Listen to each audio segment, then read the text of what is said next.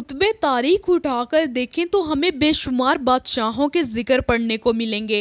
पुराने वक्तों में बादशाहों का मामूल होता था कि वो अपने दरबारों में नजूमी और काहिन रखते थे और उनसे सल्तनत से मुतल्लिक आइंदा ज़माने की खबरें दरियाफ्त कर लिया करते थे और फिर उसके मुताबिक सल्तनत का निज़ाम चलाते थे। तारीख इस्लाम में फिरौन नामी एक बादशाह गुजरा है। फिरौन बहुत जालिम और जाबिर था।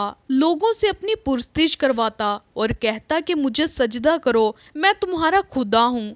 फिरौन के महल में भी ऐसे बहुत से नजूमी और काहिन पल बढ़ रहे थे जो उसे अमूर सल्तनत से मुतल्लिक आइंदा की खबरें देकर इनामो इकराम वसूल कर लिया करते थे और उनकी जिंदगी का निज़ाम इसी तरह चल रहा था। एक दिन तमाम नजूमी और काहिन परेशान थे और आपस में फिरौन की सल्तनत के जवाल की बातें कर रहे थे कि बादशाह फिरौन भी महल में आ निकला और उनसे पूछने लगा कि आप सब क्यों परेशान हैं। आखिरकार मेरे होते हुए आपको किस चीज ने परेशान किया है। तमाम नजूमियों ने जवाब दिया कि बादशाह हजूर, हम अपने लिए नहीं बल्कि आप और आपकी सल्तनत के लिए परेशान हैं। बादशाह के पूछने पर उन्होंने बताया कि कैसा बच्चा पैदा होने वाला है जो सच्ची नबूवत का दावेदार होगा और आपकी हुकूमत के जवाल का सबब भी होगा।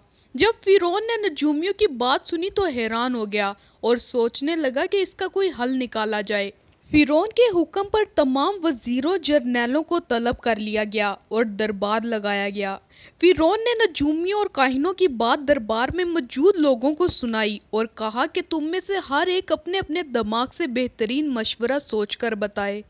चुनांचे बड़ी गौर फिक्र और बहस के बाद ये बात तय पाई कि आज से जिस घर में भी औलाद पैदा हुई, बच्ची हुई तो उसे छोड़ देंगे और लड़का पैदा हुआ तो उसे कत्ल कर देंगे। फिरौन के इस हुक्म के मुताबिक कई बच्चे कत्ल कर दिए गए।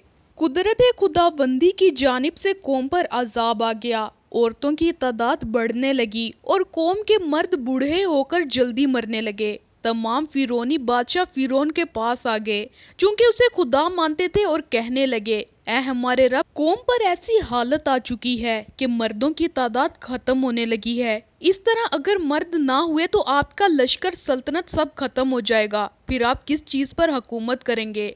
लोगों की बात सुनकर फिरौन भी परेशान हो गया और उसे कौम वालों की बात दिल पे लगी। उसने ऐलान किया कि 1 साल बच्चे कत्ल किए जाएं और 1 साल छोड़ दिए जाएं।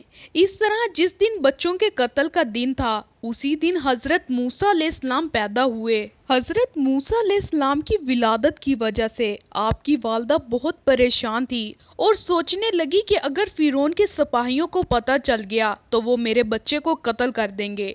माँ की ममता ये सोचकर रोने लगी और तड़प तड़प कर अल्लाह ताला से दुआ करने लगी। माँ की अपने बेटे से मोहब्बत देखकर अल्लाह ताला ने आपकी वालदा के दिल में इल्का किया कि इस बच्चे को नहलाओ, तैयार करो, एक संदूक में बंद करके दरियाए नील के हवाले कर दो। आगे बच्चा जाने और उसका खुदा जाने। चुनाचा दरियाए नील के किनारे पहुंचकर माँ की ममता एक दफा फिर तड़प उठी और बारगाहे खुदाबंदी में सर झुकाकर अर्ज करने लगी, मालिक हकीकी, मेरा बेटा तेरे स्पुर्द। ये कहकर हजरत मूसा अलैहिस्सलाम का संदूक को दरियाए नील के स्पुर्द कर दिया। दरियाए नील को भी हुक्म आ चुका था कि वो अपने बहाव को इस तरह खूबसूरत बनाए कि हमारे पैगंबर मूसा को कोई तकलीफ ना हो। संदूक रात भर फरिश्तों की निगरानी में तैरता रहा और सुबह के वक्त फिरौन के महल के सामने जा पहुंचा।